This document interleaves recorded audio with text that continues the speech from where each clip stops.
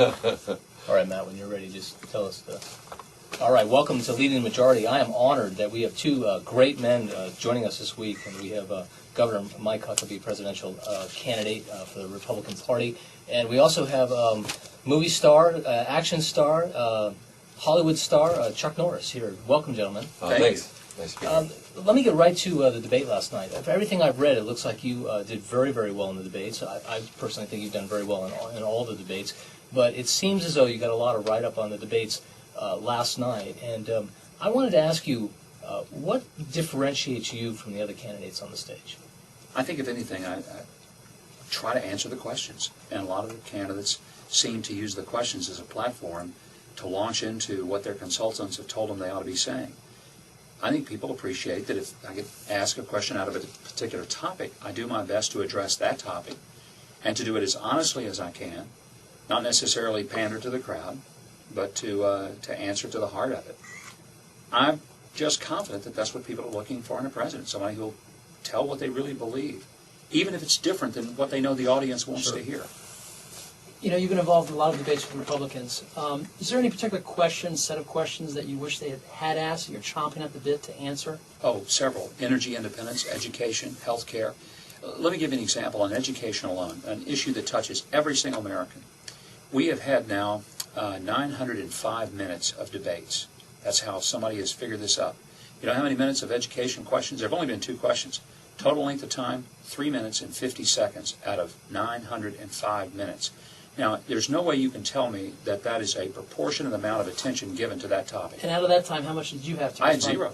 Well, I had 0. Tell us on education what you would do as president. Well, the failure of our system, which is costing us 6,000 kids every day that are dropping out, and they're not dropping out because they're dumb.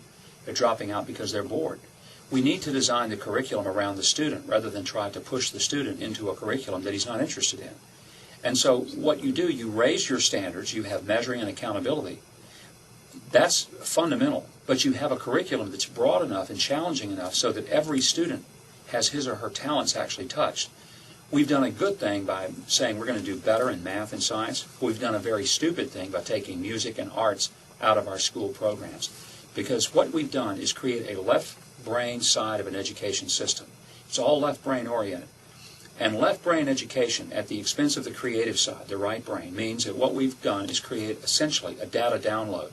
We put kids in a desk, we tell them sit down, be quiet, be still, look at a black and white book and learn something.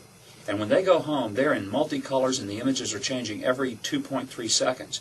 But at the school classroom, we expect them to be all excited about a black and white book as if we're going to roll the clock back 100 years and an agricultural school calendar, and they're supposed to learn it. It's totally insane, and it's no wonder. The miracle is not we're losing 6,000. The miracle is we're not losing more. Couldn't agree more, Governor. Let me follow up on that. The number one reason we can't change the structure in the classroom has been the teachers' union. I mean, we know that school choice has worked. We know that charter schools have worked. We know the homeschooling has worked. And yet, on success after success after success, we see government, bureaucratic, and union failure after failure. How in the world can we bust through this union monopoly in education? There is some common ground, and on the curriculum side, unions actually agree that we've got to expand the curriculum. They're a little nervous about the idea of personalizing education because they're fearful it's going to put the teacher in an unfamiliar zone. But sometimes we have to push people in the unfamiliar zones, and frankly, I think teachers will be more excited to teach than they've ever been if students actually come into that classroom eager to walk in that classroom because they're doing something that interests them. Mr. Norris, welcome to the show. Thank you. Chuck, if I may. I am. You are a Hollywood actor and, a conservative and an outspoken one. You write for WorldNet Daily. You're a rare breed. Now, and you have supported Republican candidates, but now you're supporting a Republican presidential candidate, which makes you even a rarer breed. Tell us why you're supporting Mike Huckabee. Well, the thing is, I've been watching the debates, both Democrat and Republican, and trying to evaluate the person I felt would lead us into the next generation, especially with our young people. And but debates, you don't really get a chance to really feel, like with Mike, they didn't give him a chance to talk very much, so I didn't really get to know him. And I was really kind of disappointed with Giuliani and Mitt Romney. I thought many times they skirt around the issues and never, like Mike was saying, they wouldn't really answer them directly.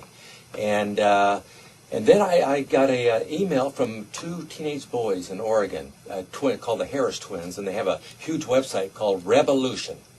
And they emailed me saying they're supporting Mike Huckabee.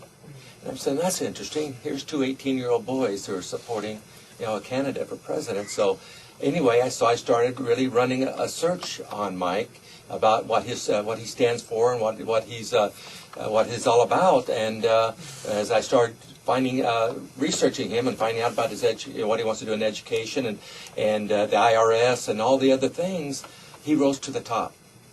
And I said, these boys are pretty doggone smart, And anyway, I finally decided that Mike is the one that I think should be the next leader of our country. And so I started writing about him on my website, doing more research. If you read any of them, I did a lot of research on him. And what is your website so people can read it? It's called worldnetdaily.com. Right. It's a weekly thing. Actually, I'm going global in about a month. Is that right? Uh-huh. Well, and I know you've been on the campaign trail a little bit with the governor. What is that like? And as a citizen, are you satisfied with the level of political dialogue these debates are generating?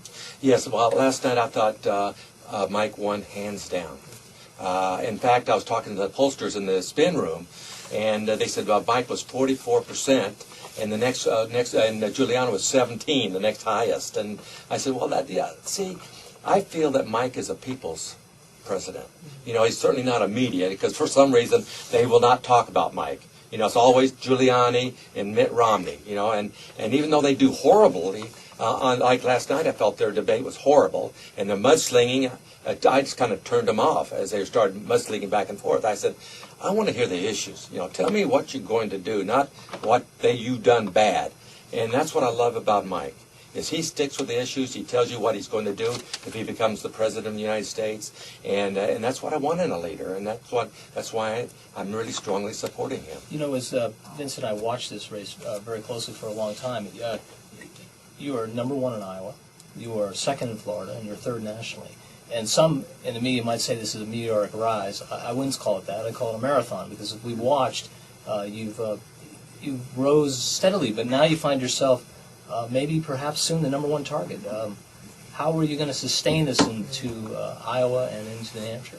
Well, the same way we got here, and that is by the faithful trudging through the process with an army of very dedicated supporters and followers. The blogosphere has been the key. Chuck really found out about me because of a couple of teenagers in Oregon who used the internet to communicate with him, and then Chuck used the internet to communicate his support. That was the first we knew about it.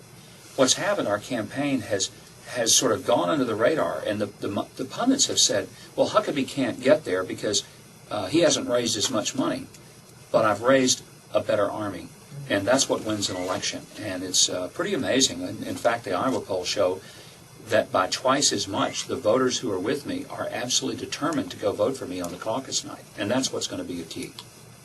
And we're speaking with Governor Mike Huckabee and Chuck Norris, and we're going to be back with both of these great gentlemen. I'm so glad that you were able to join us right after the break, and I want to ask you about what a Huckabee administration might look like.